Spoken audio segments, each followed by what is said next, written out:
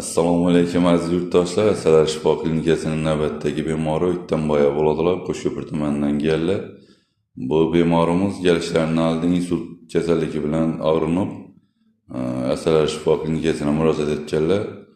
Hozir 3-kurslikchani olib turibdilar. Üzerinde bo'lgan o'zgarishlarni oldingi holati bilan hozirgi holatini üzerinden ishlatilar. Ben yine insult boyunca geldim. Ben şu geldiğim geçtiğinden masal, bende kan kuyruş canlı oldu. Uğursuzluk, kollarının katlaşları, soğuk buzlaşları, boyunca geldim. Ayaklarım kızmideydi, kollarım kızmideydi, uykum çalardı. Şanlamasları böyleydi.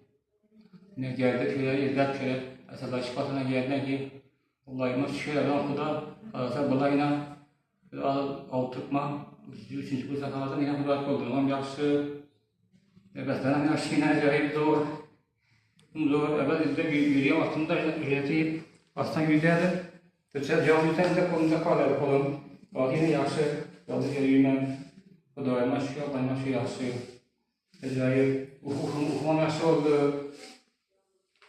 Ayaklarım kızıyla, evet kızıyla kanlarım yaxşı. Yaxshi.